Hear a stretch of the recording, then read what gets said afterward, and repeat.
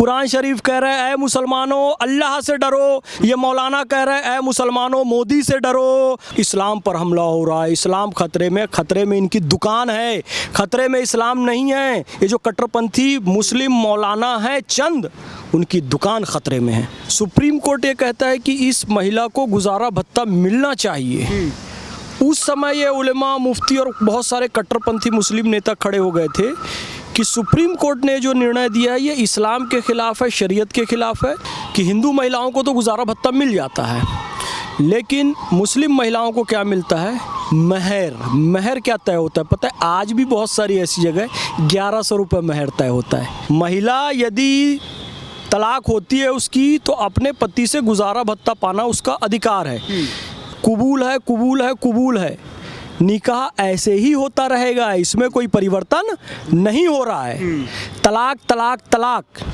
तलाक का ये रूप नहीं था इस्लाम में। दोस्तों नमस्कार, आज हम बात करेंगे सुप्रीम कोर्ट से 3 तलाक की जो पीड़ित महिलाएं हैं उनको गुजारा भत्ता देने की बात हो गई है। और सबसे बड़ी बात है कि इस वर्डिक्ट को आने के बाद जो मुस्लिम कम्युनिटी के जो बड़े बड़े मौलाना हैं उन्होंने अपनी योजना बनाने के लिए लोगों को इकट्ठा करना शुरू कर दिया। और जो मदनी साहब हैं उन्होंने मीटिंग भी की कि अब इसके बाद क्या किया जाएगा।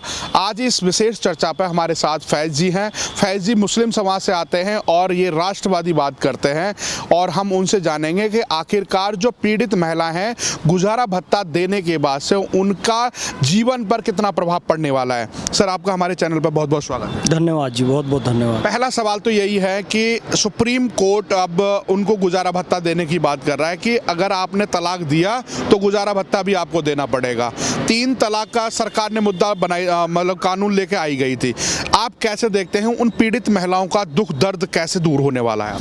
देखिए, ये काम था मुस्लिम उलेमाओं का, मुफ्तियों का, इंस्टेंट ट्रिपल तलाक को ख़त्म करते, जो कि according to Quran, according to Islam नहीं था। लेकिन इसको ख़त्म किया नरेंद्र मोदी जी ने, भारत सरकार ने। जबकि पीड़ित महिलाएं मुसलमान थी, मुस्लिम उलेमा मुफ्ती को आगे आना चाहिए था। दूसरी बात, ये जो गुजारा भत्ते वाली बात है इसमें भी मुस्लिम समाज के प्रबुद्धजनों को आगे आना था। लेकिन मुस्लिम समाज के प्रबुद्धजन ने क्या किया? जब शाहबानो वाले मामले में सुप्रीम कोर्ट ये कहता है कि इस महिला को गुजारा भत्ता मिलना चाहिए, उस समय ये उलेमा, मुफ्ती और बहुत सारे कट्टरपंथी मुस्लिम नेता खड़े हो गए थे कि सुप्रीम कोर्ट ने जो निर्णय दिया है ये इस्लाम के खिलाफ है, शरीयत के खिलाफ है। अपने वोट बैंक की पॉलिटिक्स के तहत वो लोग राजीव गांधी के पास गए। राजीव गांधी ने तुष्टीकरण की पॉलिटिक्स के तहत सुप्रीम कोर्ट के उस फैसले को संसद में बदल दिया और उस महिला के गुजारे भत्ते को रोक दिया गया शाहबानों के। उस समय एक प्रगतिशील मुसलमान कांग्रेस में थे आरिफ मोहम्मद खान साहब, जो अभी केरल के राज्यपाल हैं, उन्होंने इस मुद्दे पर इस्तीफ़ा दे दिया था। एक इंटेलेक्चुअल मुसलमान ने इस्तीफ़ा क्यों दिया? क्योंकि उनको पता था कि ये जो काम हो रहा है ये मुस्लिम महिलाओं के ख़िलाफ़ काम हो रहा है, तो उन्होंने उस समय आवाज़ उठाई थी। आज जाकर वो 1986 का जो कानून है जो कि प्रभावशाली था, सुप्रीम कोर्ट ये कहता है कि वो जो कानून बनाया गया था उससे हम संविधान के मूल ढांचे से समझौता नहीं करेंगे, कि संविधान का मूल ढांचा कहता है समानता के अधिकार अनुच्छेद 15 के तहत कि किसी के भी साथ धर्म, जाति, समुदाय, संप्रदाय, लिंग, वंश, नस्ल के आधार पर भेदभाव नहीं किया जाएगा। तो जब लिंग के आधार पर भी भेदभाव नहीं किया जाएगा और हिंदू महिला को तलाक के बाद गुजारा भत्ता पाने का अधिकार है तो मुस्लिम महिलाओं को भी मिलना चाहिए।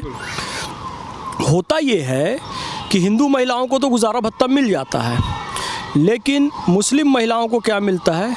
महर क्या तय होता है पता है? आज भी बहुत सारी ऐसी जगह 1100 रुपये महर तय होता है, 2100 महर, या 11,000, 21,000, 25,000, 1 लाख बहुत बड़ा अमाउंट माना जाता है। यानी कि आपने तलाक दिया, 11,000 उसके हाथ में पकड़ाया, अब आप फ्री हो गए, मामला रफा दफा, मामला ख़त्म। अब आप बताइए 11,000, कहीं कहीं 1100 भी, अब वो 1100 या 11,000 लेके कहाँ जाएगी? पूरी ज़िंदगी कैसे गुजारेगी? उस पर जुल्म ये कि सच्चर कमेटी की रिपोर्ट कह रही है कि मुसलमान शिक्षा में सबसे पीछे, महिलाएं और पीछे। अब वो कहीं ठीक ठाक जॉब भी नहीं कर सकती, ठीक ठाक बिजनेस भी नहीं कर सकती, क्या करेगी? किसी के घर झाड़ू लगाएगी, किसी के घर पोछा लगाएगी। अब वो भी प्राइवेट कंपनी उस पर सब कब्जा कर रही है, अपने वर्कर्स भेज रही है, उसके पास कोई काम नहीं बचेगा। हमारी माँ, बहन, बेटी सड़क पर आ जाएगी। उसको इज्जत देने के लिए यदि एक कानून आया है कि 125 के तहत अब मुस्लिम महिलाओं को भी गुजारा भत्ता मिलेगा, तो हमें इसका स्वागत करना चाहिए। वो माँ जिसे कहा गया इस्लाम में कि माँ के कदमों में जन्नत है, हमारे नबी को, पैगंबर हज़रत मोहम्मद सल्लल्लाहु अलैहि वसल्लम को सबसे प्यारी उनकी बेटी थी बीबी फातिमतुज़ ज़हरा, उनकी पत्नी हज़रत खदीजा वो एक बहुत बड़ी बिजनेस पर्सन थी। यानी इस्लाम में महिलाओं को बहुत ऊंचा स्थान दिया गया है और इस्लाम एक डायनेमिक और गत्यात्मक रिलीजन है। लेकिन इन मुफ्तियों ने, मौलानाओं ने, कुछ कट्टरपंथियों ने, कुछ लोगों ने इस्लाम को बैकवर्ड रिलीजन बना दिया। जब इस्लाम आया बहुत डायनेमिक था, बहुत गत्यात्मक था। अब सवाल एक ये भी है कि जिस तरीके से अब कानून आया और उन्होंने कहा कि पीड़ित महिलाओं को अब गुजारा भत्ता मिलना शुरू हो जाएगा, तो कह रहे हैं कि इनको रोजगार देना चाहिए था। कहाँ दोबारा से उस शौहर के सामने जाकर के भीख मांगना शुरू करेंगी? ये कोई भीख नहीं है, ये उसका अधिकार है भैया। महिला यदि तलाक होती है उसकी, तो अपने पति से गुजारा भत्ता पाना उसका अधिकार है। जो हिंदू महिलाएं गुजारा भत्ता लेती, क्या वो भीख लेती हैं? भीख नहीं लेती हैं, वो अपना राइट लेती हैं। तो मुस्लिम महिलाओं को भी राइट मिलना चाहिए। अब ये बताओ, मुस्लिम महिलाओं को रोजगार देना था, तो इन मौलाना मुफ्तियों ने क्या किया जी महिलाओं के रोजगार के लिए? ये स्कूल जाने तक का तो विरोध करते हैं। ये स्कूल कॉलेज जाते भी हैं तो लड़ाई करते हैं, बुर्खा पहन के जाएं कि ना जाएं। लड़ाई इस बात की करो कि जो हिंदू लड़के लड़कियों को किताबें मिल रही हैं, कोर्स मिल रहा है, वो हमारी बहन बेटियों को मिल रहा है कि नहीं। ये कोर्स के लिए कभी लड़ते हुए नहीं दिखेंगे, ये अच्छी कक्षा के लिए कभी लड़ते नहीं दिखेंगे, ये क्वालिफाइड टीचर के लिए कभी लड़ते नहीं दिखेंगे, ये लड़ रहे हैं बुर्खे के लिए। तो यदि आप चाहते हैं कि मुस्लिम बहन बेटियों को नौकरी मिले, उनको नौकरी सरकार को देना चाहिए, पहले आप उन्हें पढ़ाओ लिखाओ। तो आप शरिया की बात करते हैं, शरिया का सबसे निगेटिव प्रयोग किया अफगानिस्तान ने।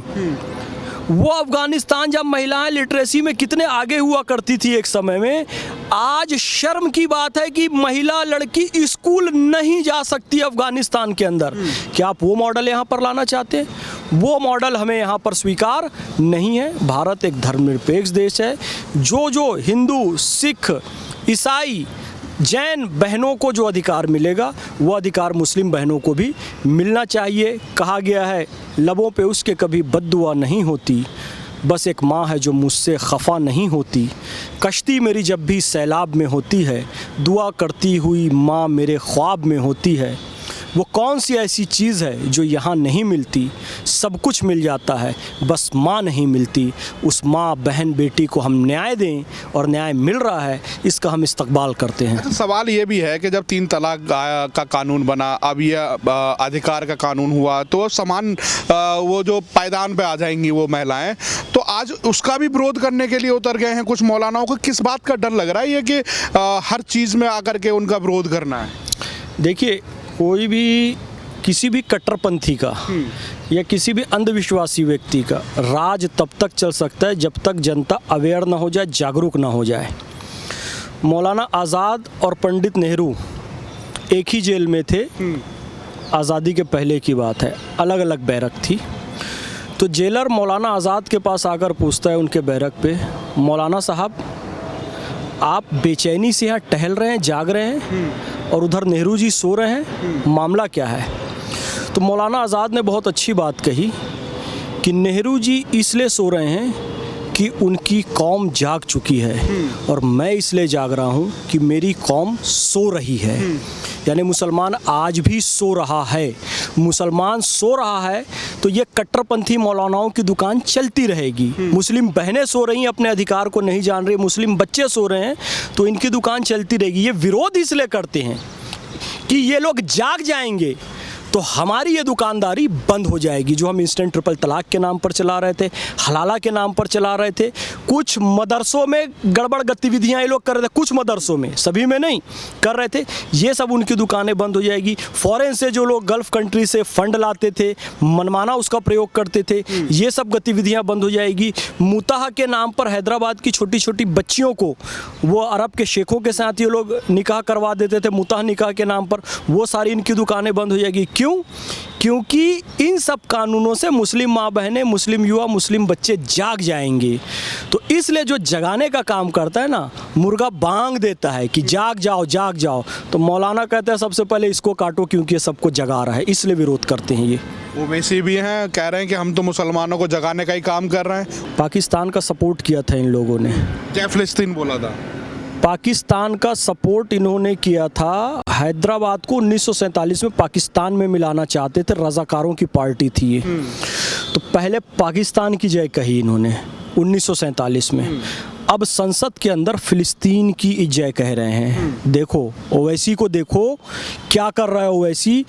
ओवैसी और इनकी पार्टी के लोग सोनिया गांधी की जय कर सकते हैं, राहुल गांधी की जय कर सकते हैं, अखिलेश यादव की जय कर सकते हैं, मुलायम सिंह यादव की जय कर सकते हैं, लालू प्रसाद यादव की जय कर सकते हैं, अरविंद केजरीवाल की जय कह सकते हैं, यहाँ तक कि पाकिस्तान की जय और जय फिलिस्तीन भी कह सकते हैं, लेकिन भारत माता की जय नहीं कहते। इनको शर्म से डूब मरना चाहिए। वो कहते हैं कि मेरे गर्दन पर छुरी भी रख दो तो मैं भारत माता की जय नहीं कहूँगा। और जय फिलिस्तीन संसद के अंदर कह रहा है, इसकी संसद सदस्यता खारिज कर देनी चाहिए। बेशरम आदमी। हैदराबाद में जो छोटी छोटी बच्चियों का मुताह के नाम पर उनका रेप हो रहा है, सऊदी शेख कर रहे हैं, एक एक महीने आके कॉन्ट्रैक्ट मैरिज करके एक महीने में छोड़ दे रहे हैं, एक एक 2-2 लाख रुपए देकर, और उसमें इसको भी हिस्सा मिल रहा है। उसके खिलाफ आवाज़ नहीं उठा रहा है। जागरूक करना है, उठाना है तो ये सब गंदगी बंद करो जो कि इस्लाम के नाम पर चल रही है। इस्लाम ये सब शिक्षा नहीं देता। तो ओवैसी जगा नहीं रहा है, मुस्लिमों को रूढ़िवादिता और कट्टरपंथ की ओर ढकेल रहा है। कोई कुछ भी कहे, जी मैं खाता हूँ बीफ, ये किसने कहा था? अकबरुद्दीन ओवैसी, उसके भाई ने कहा था। भगवान रामचंद्र जी और उसकी माता के बारे में अपशब्द किसने कहा था? उसके भाई अकबरुद्दीन ओवैसी ने कहा था। भारत माता की जय नहीं कहूँगा, ये किसने कहा था? अकबरुद्दीन ओवैसी ने कहा था। ये जय फिलिस्तीन किसने कहा था? असदुद्दीन ओवैसी ने कहा था। और इनके जो परदादा थे उन्होंने कहा था कि हैदराबाद को मैं पाकिस्तान में मिलाना चाहता हूँ। वो तो सरदार वल्लभ भाई पटेल ने ऑपरेशन पोलो चलाकर वो पिटाई की, वो पिटाई की, वो पिटाई की। इनका पैजामा आगे से पीला और पीछे से गीला हो गया था, तब आज हैदराबाद भारत के अंदर है। तो वही समय दोबारा से लाना पड़ेगा। ये कट्टरपंथ की राजनीति चलती रही। अब क्या हम क्या फिर से पाकिस्तान दे देंगे क्या नया? फिर से हम कोई बांग्लादेश बना देंगे क्या? इस देश का विभाजन अब नहीं होने देंगे। अब देश को नहीं तोड़ा जाएगा। जो देश को तोड़ने की कोशिश करेगा उसकी हड्डियों को तोड़ा जाएगा, हमारी सेना तोड़ेगी। अच्छा, सबसे बड़ा सवाल है, अगर सुप्रीम कोर्ट कोई वर्डिक्ट लेके आता है, चाहे राम मंदिर का रहा हो, 3 तलाक का रहा हो, अब ये गुजारा भत्ता की बात रही हो, विरोध क्यों होता है? सबसे बड़ा सवाल यही है कि अगर आपके हित में कोई कानून आ रहा है तो उसका विरोध क्यों करना? क्योंकि दुकान बंद हो जाएगी। उन मौलाना मौलवियों को डर रहता है कि हमारा तो बोरिया बिस्तरा समेट लिया गया। देखिए, ये ट्रांजिशन फेज़ है। मौलाना मुफ्ती अपने हित में, अपने लाभ कमाने के लिए ये सब काम कर रहे हैं। कुछ बहुत सारे अच्छे भी हैं, प्रगतिशील भी है, पर उनकी आवाज़ को कोई सुनता नहीं है। और मैं मीडिया से भी निवेदन करता हूँ, जो प्रगतिशील मुस्लिम मौलाना हैं, मुफ्ती हैं, आप उनकी आवाज़ को सुनाइए।